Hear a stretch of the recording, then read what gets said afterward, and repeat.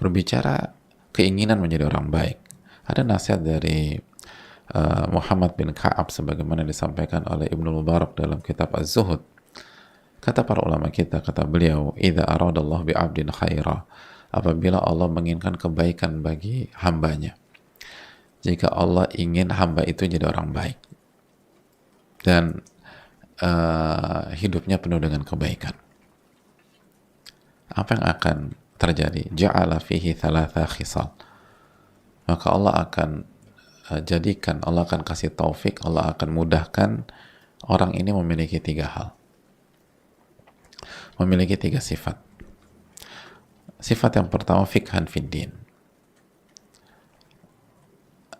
Pemahaman dan pengamalan dalam agama. Fikhan fiddin. Jadi dia diberikan ilmu tentang agamanya. Dan dia diberikan taufik untuk bisa mengamalkan ilmunya. Yang kedua, zahadatan fid dunia.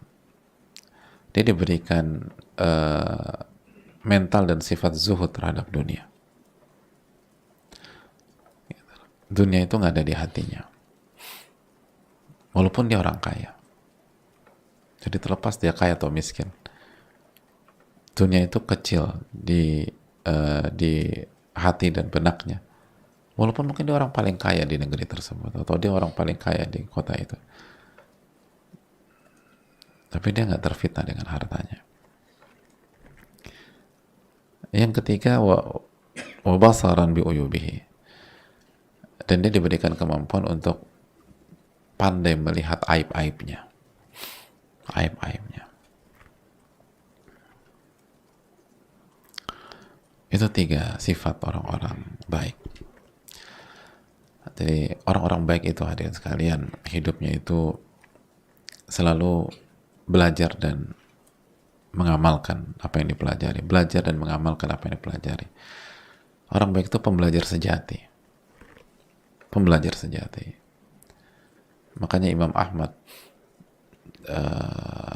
pernah ditanya karena beliau terlihat sedang belajar, sedang mencatat, sedang bersama pena dan tintanya.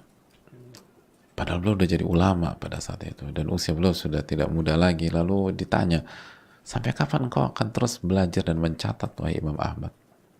Apa kata Imam Ahmad? Ma'al mihbara ilal maqbarah. Aku akan bersama tinta ini sampai masuk ke dalam kubur. Karena saya akan terus belajar sampai mati. Nggak ada kata berhenti dalam belajar. Saya akan terus belajar, dan terus belajar. Dan beliau amalkan ilmunya. Jadi ma'al mihbara ilal maqbarah. Jadi orang baik itu mentalnya adalah pembelajar sejati. Dia akan terus belajar. Terlepas kemampuannya menurun atau enggak, hafalannya menurun atau enggak.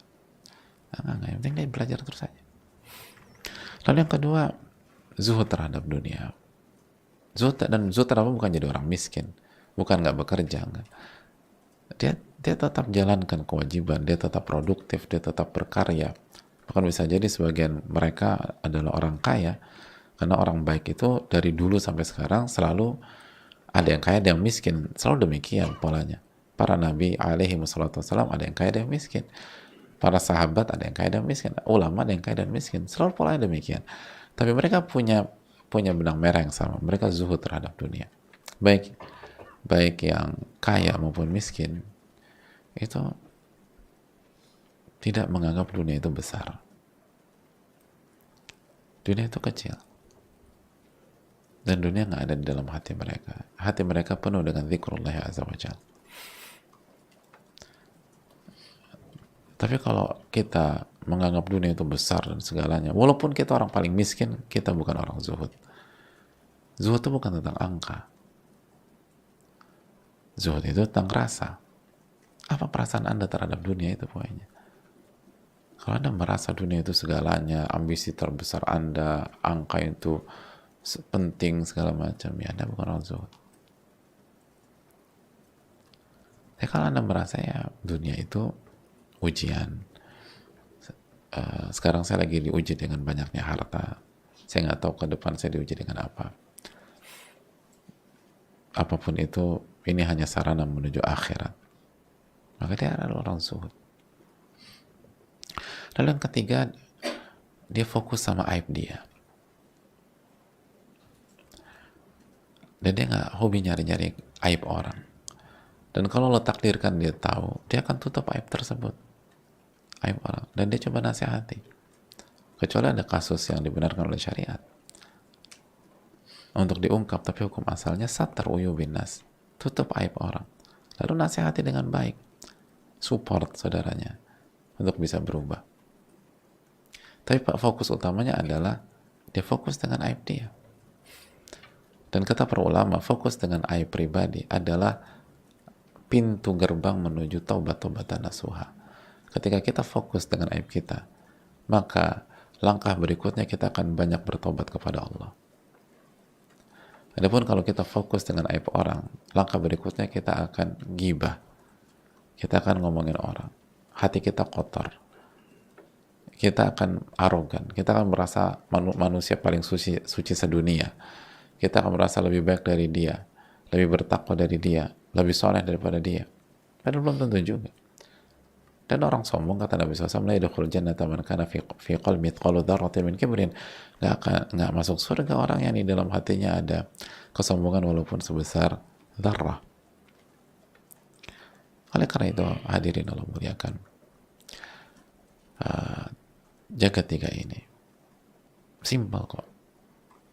Hidup itu harus jadi pembelajar sejati dan berusaha mengamalkan ilmu kita.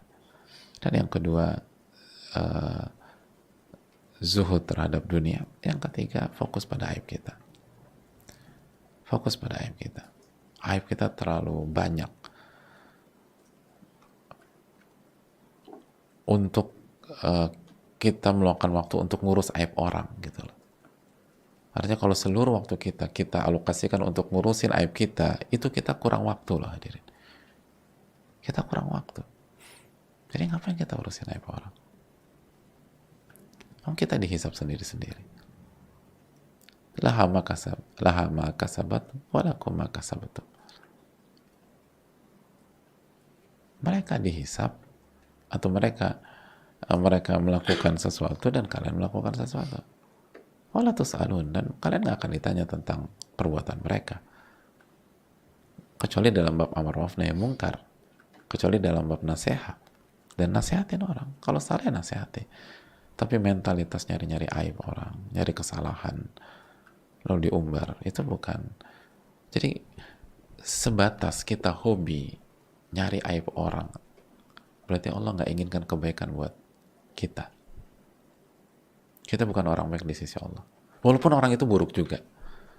Jadi aib yang kita cari-cari itu dan kita bicarakan, memang orang itu buruk. Tapi status orang itu buruk bukan berarti menjadikan Anda orang baik juga kan. Gitu. Dia dihisab, kita dihisab.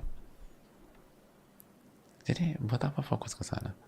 Aib kita banyak, apalagi banyak dari kita baru bertobat atau berhijrah beberapa tahun yang lalu. Bukan dari start, dari awal. Sehingga tidak punya pondasi yang kuat, belum punya pondasi yang kokoh dalam keimanan dan ketakwaan, bukan dididik dari kecil gitu dengan iman dan ketakwaan dengan segala macam. PR kita tuh banyak sekali. Maka semoga Allah memberikan taufik kepada kita. Wassalamualaikum warahmatullahi wabarakatuh. Assalamualaikum warahmatullahi wabarakatuh.